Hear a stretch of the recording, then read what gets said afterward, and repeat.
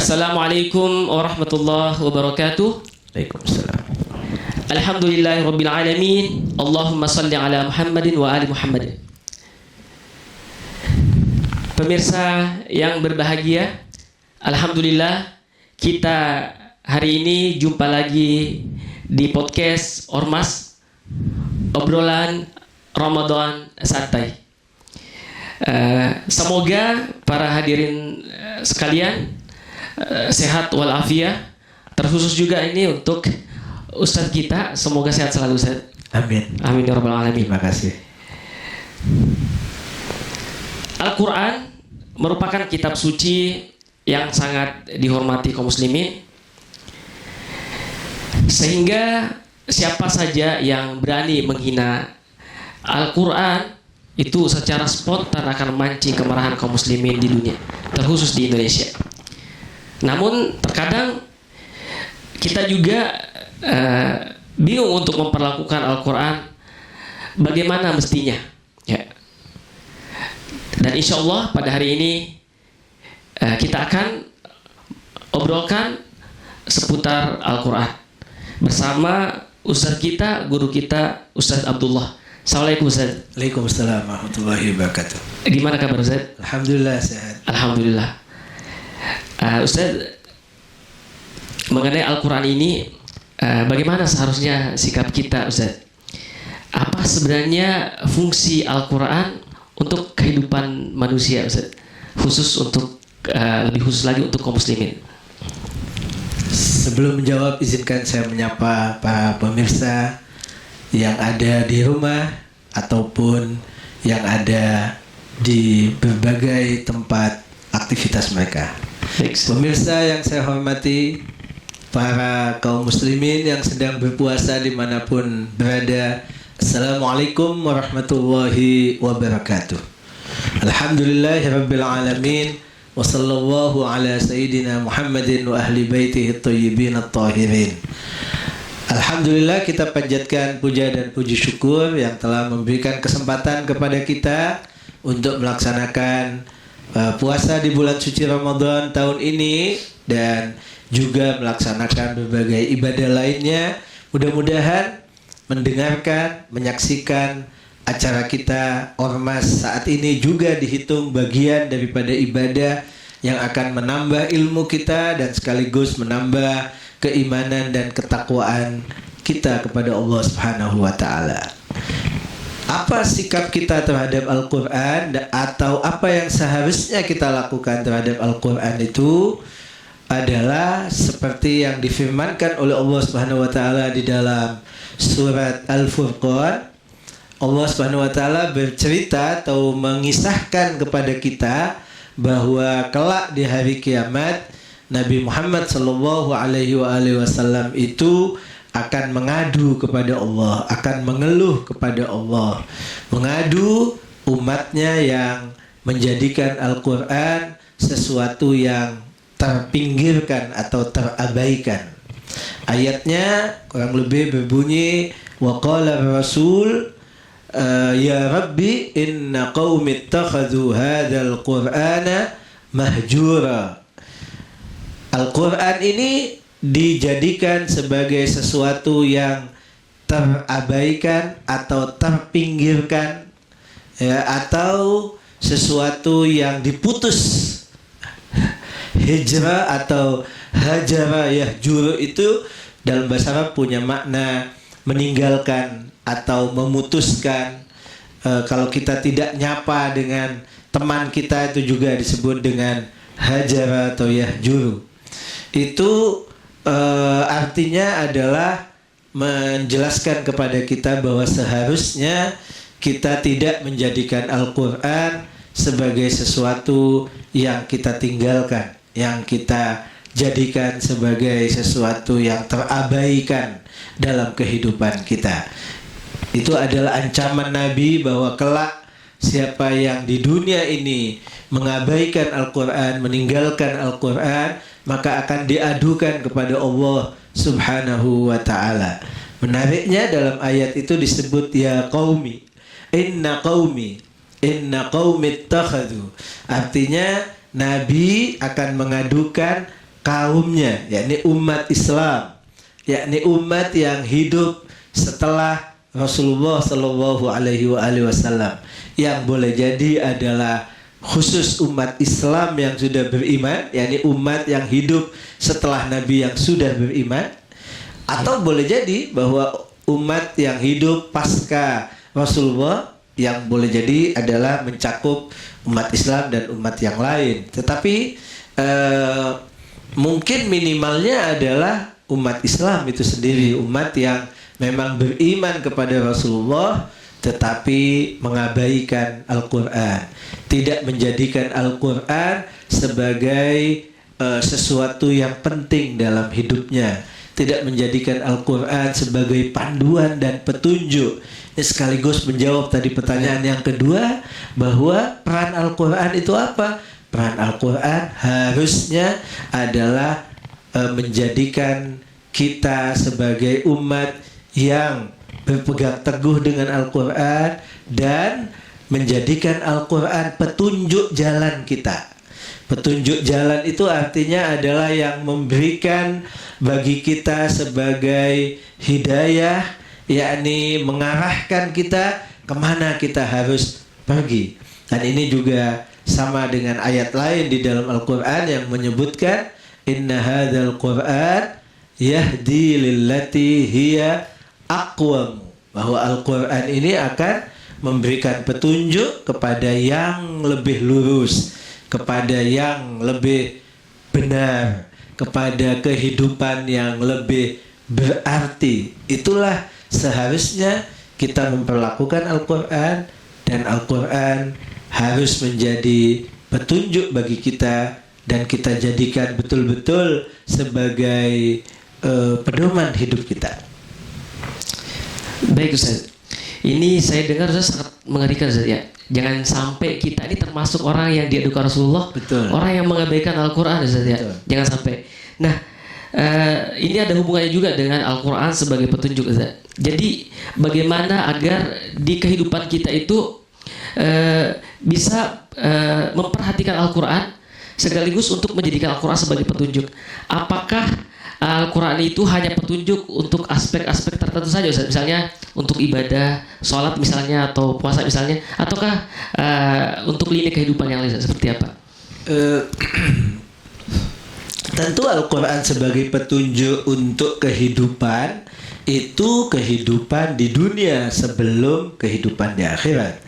Kita salah ketika kita memisahkan bahwa Al-Quran itu untuk bekal akhirat dalam artian hanya berbicara tentang akhirat. Tetapi Al-Quran sebagaimana menceritakan tentang kehidupan akhirat, menceritakan tentang surga dan neraka, menceritakan tentang apa yang akan terjadi pasca kematian kita, apa yang akan terjadi setelah bumi, langit dan isinya dihancurkan oleh Allah dan kemudian dibangkitkan kembali. Al-Quran menjelaskan itu semua. Tapi pada saat yang sama juga Al-Quran menjelaskan apa yang harus kita persiapkan di dunia ini untuk menuju alam tersebut. Apa yang harus menjadi pegangan kita, atau apa yang harus kita siapkan untuk menghadapi kehidupan di alam sana. Itu artinya bahwa segala sesuatu yang dibutuhkan oleh manusia, baik untuk kehidupan dunia, makanya tadi disebut lillati hiya aqwam gitu ya, untuk kehidupan dunia. Di ayat yang lain adalah idza da'akum lima yuhyikum, yaitu Allah memerintahkan kita untuk memenuhi panggilan Nabi. Ketika Nabi mengajak kita untuk kehidupan, untuk yang menghidupkan kita, itu artinya bahwa Al-Quran harus menjadi petunjuk kita dalam kehidupan dunia ini dan tidak terbatas kepada akhirat, walaupun tidak terpisahkan. Artinya apa yang kita lakukan di dunia inilah yang kemudian kita akan petik, yang akan kita panen di akhirat. Tetapi maksud daripada bahwa Al-Quran petunjuk itu artinya bahwa Al-Quran akan memberikan jalan kepada kita. Al-Quran akan menunjukkan kepada kita apa yang seharusnya kita lakukan di dunia untuk kemaslahatan dunia, untuk kebahagiaan hidup di dunia, untuk kesejahteraan hidup di dunia, dan juga untuk kebahagiaan, kesejahteraan hidup di akhirat nanti. Baik Ustaz, jadi ini Al-Quran menjadi petunjuk bukan hanya untuk di kehidupan kelak nanti, tapi juga saat ini sudah menjadi, harusnya dijadikan sebagai petunjuk Ustaz. Biar nanti pertanyaannya lebih seru lagi Ustaz. Ini para hadirin semua silahkan gerakkan jempol Anda untuk memberikan pertanyaan-pertanyaan menarik seputar agama. Karena bertanya itu harus. Sebab apa? Sebab syarat untuk mendapatkan pengetahuan harus banyak bertanya. Baik Ustaz, kita lanjut Ustaz. Ini terkait dengan fakta di lapangan Ustaz. Ya. Jadi Al-Quran itu kan sebagai petunjuk Ustaz. Nah, bagaimana jadinya Ustaz? Kalau yang bisa mengarahkan kita kepada jalan yang lurus tadi itu, kita gak mampu membacanya Ustaz. Jangankan untuk memahami, membacanya aja nggak bisa, apalagi untuk memahaminya. Ini ada penelitian Ustaz bahwa 72% ini tahun 2024 Ustaz, bahkan dibenarkan oleh Prof. Nasaruddin Umar, Menteri Agama Ustaz. 72% kaum muslimin di Indonesia ini yang masih buta huruf Al-Quran Ustaz. Nah, lalu bagaimana tanggapan Ustaz terkait kondisi ini? Iya, tentu ini adalah sesuatu yang sangat patut untuk kita sesalkan, bahwa kemampuan untuk membaca adalah masih sangat kecil, atau dengan kata lain bahwa yang belum bisa membaca Al-Quran itu masih besar angkanya, persentasenya, dan itu adalah harusnya sebagai tingkatan pertama daripada memperhatikan Al-Quran. Artinya menjadikan Al-Quran sesuatu yang tidak terabaikan, itu minimal yang akan diadukan oleh Rasulullah kepada Allah Subhanahu wa taala kelak itu adalah orang yang boleh jadi tidak membaca Al-Quran, tidak mampu untuk membaca Al-Quran. Tentu setiap orang akan dituntut sesuai kemampuannya, tetapi tentu setiap kita juga diharuskan berusaha. Artinya dari forum ini mungkin kita perlu mengingatkan orang tua untuk punya perhatian anak-anaknya yang akan menjadi generasi akan datang kita, yang mereka nanti akan menjadi pemimpin-pemimpin bangsa ini. Mereka haruslah punya usaha supaya anak-anak mereka tidak buta huruf Al-Quran, mereka melek Al-Quran. Bagaimana usahanya?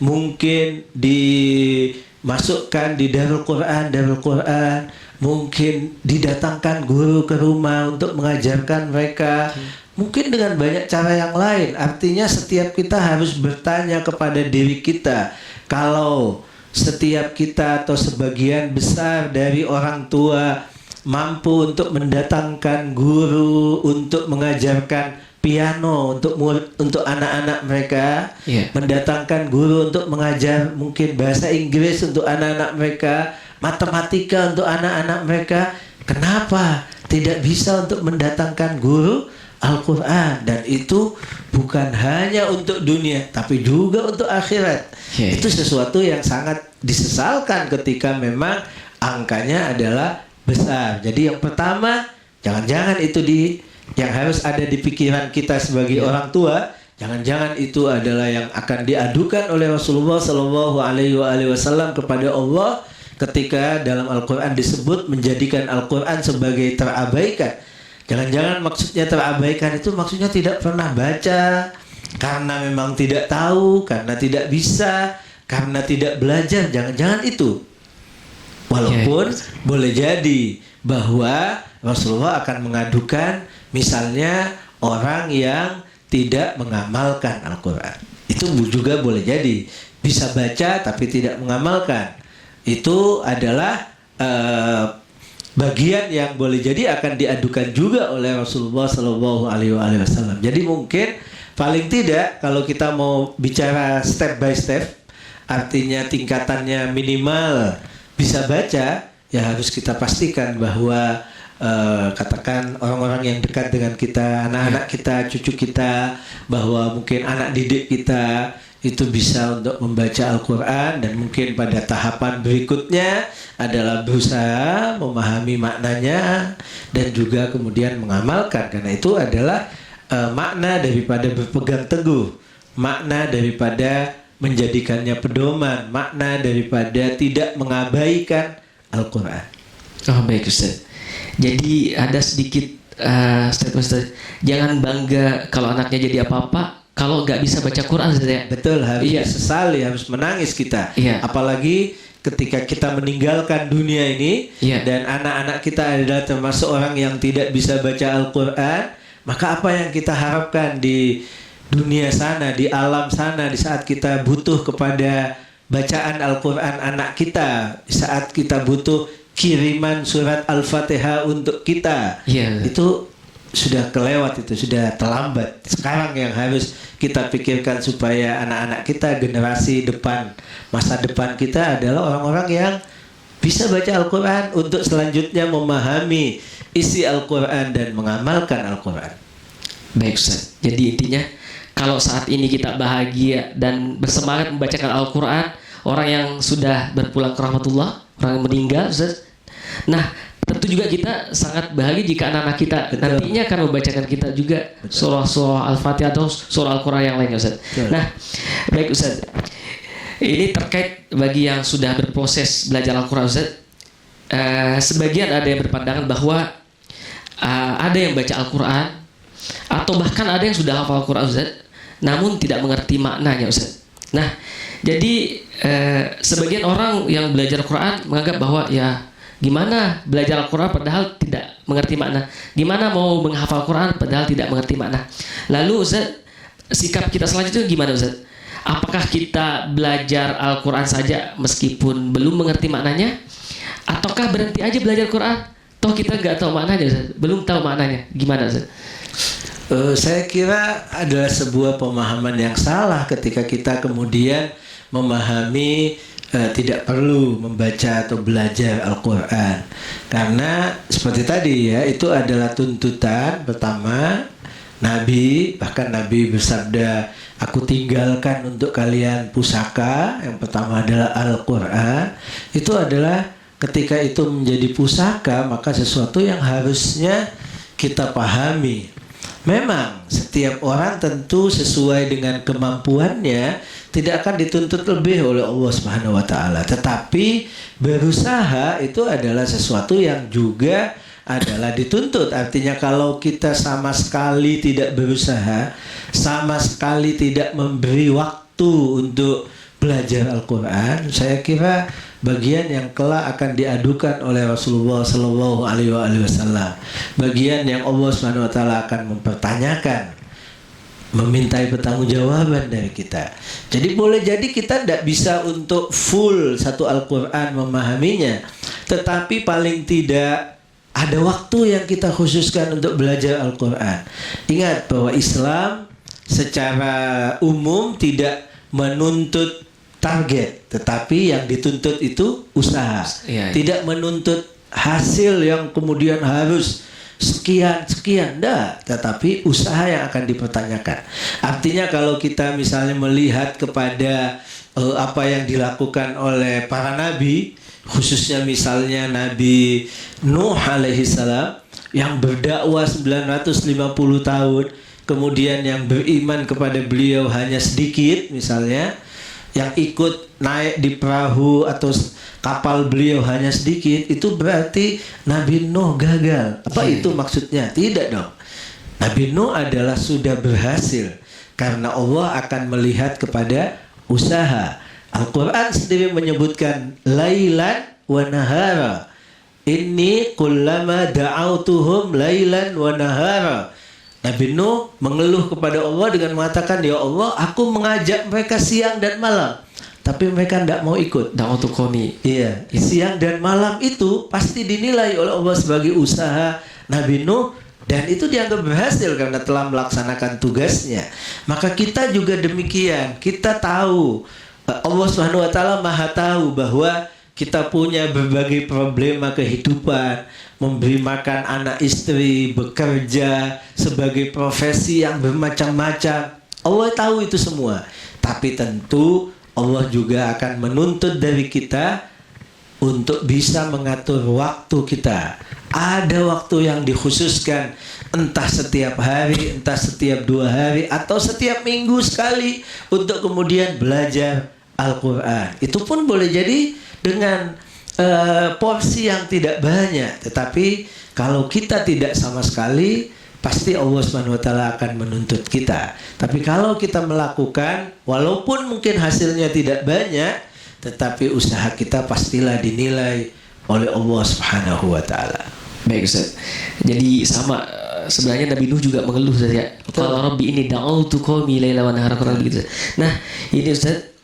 Jadi bagi yang masih berpikir demikian bahwa sekarang belum mengerti maknanya, silahkan dorong aja anak-anak kita untuk belajar Al-Quran meskipun masih belum mengerti maknanya. Bisa saja anak-anak yang kita dorong untuk belajar Al-Quran saat ini belum mengerti maknanya, kelak nanti akan menjadi ulama-ulama yang mengerti tafsir dan mengajarkan tafsir saja. Betul. Baik. Kalau kita melihat kepada sejarah para tokoh Islam, misalnya Ibnu Sina, Fakhr Razi, Zakaria Razi, kemudian Khawarizmi, itu mereka disebut sudah menghafal Al-Quran sebelum belajar yang lain. Artinya basic Al-Quran itu adalah sesuatu yang sudah ada pada diri mereka, bahkan menghafal, bukan hanya bisa baca, ya bisa menghafal. Dan itu artinya khususnya mereka yang memang sudah bahasa Al-Quran itu menjadi bahasa mereka, atau mereka sudah paham bahasa Al-Quran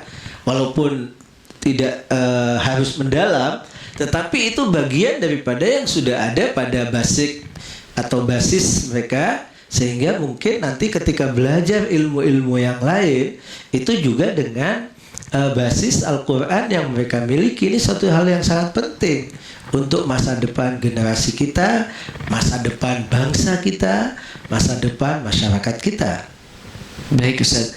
Jadi apa yang disampaikan Ustaz bahwa ketika kita belajar membaca pun itu sudah bagian dari memperhatikan Al-Quran Ustaz. Betul. Ya, jadi sudah berusaha untuk menunjukkan perhatian kita terhadap Al-Quran. Apalagi bagi kita yang sudah belajar terkait dengan terjemahan Ustaz, apalagi mungkin ke tafsir Ustaz, ya. Dan insya Allah juga bagi yang mendengarkan podcast ini tentang Al-Quran, insya Allah juga bagian dari memperhatikan Al-Quran Ustaz ya. Yeah. Baik, nah terakhir Ustaz, mohon nasihat antum ya bagi mereka yang lagi belajar Al-Quran Ustaz, bagi mereka juga yang lagi mengajarkan Al-Quran Ustaz, motivasi antum ke mereka Ustaz. Ya, mungkin yang perlu kita pahami bahwa Al-Quran adalah sebagai petunjuk untuk kehidupan itu betul-betul kita akan dapati di dalam Al-Quran itu bahwa Al-Quran mengarahkan kita kepada hidup yang bermakna, hidup yang tidak hanya tenggelam dalam katakan gemerlapnya dunia, tetapi hidup yang punya makna, di mana di situ ada sisi rohani, sisi spiritualitas, di situ juga ada dimensi kemanusiaan yang dibangun dengan benar, di situ juga ada dimensi bagaimana menegakkan keadilan. Itu petunjuk Al-Quran. Jadi untuk kehidupan dunia, demi kemaslahatan dunia, itu adalah penting sekali kalau kemudian itu dipelajari oleh generasi muda kita yang kelak akan menjadi para pemimpin di negeri ini. Maka mereka tidak harus jadi semuanya jadi ustadz, tidak harus semuanya jadi ulama, tapi ketika mereka menjadi pejabat-pejabat pemerintah, maka segala apa yang menjadi pikiran mereka, segala apa yang menjadi kebijakan mereka, segala apa yang diperjuangkan oleh mereka adalah sesuatu yang tidak keluar daripada koridor Al-Quran, tidak keluar daripada kemaslahatan umat, tidak keluar daripada bagaimana memperjuangkan kemuliaan diri, kemuliaan manusia, kemuliaan Islam, kemuliaan kaum muslimin, bagaimana juga kesejahteraan masyarakat umum. Ini semua adalah bisa didapat dari Al-Quran. Baik Ustaz, terima kasih Ustaz. Ini sangat luar biasa Ustaz, pencerahan antum hari ini. Semoga kita bisa mengambil hikmah, mengambil pelajaran. Amin. Para hadirin yang berbahagia, sekali lagi kami sampaikan, jika ada pertanyaan atau komentar silahkan ditulis di kolom komentar. Dan bagi kita yang sedang belajar Al-Quran atau bagi orang tua yang punya anak, memiliki anak, silahkan didorong untuk belajar Al-Quran. Mau jadi apapun anak kita, mau cita-cita apapun anak kita, tetap harus bisa baca Al-Quran, Ustaz. Ya, dan insya Allah tetap juga harus menjadikan Al-Quran sebagai pedoman. Semoga bermanfaat. Cukup sekian. Assalamualaikum warahmatullahi wabarakatuh. Waalaikumsalam warahmatullahi wabarakatuh.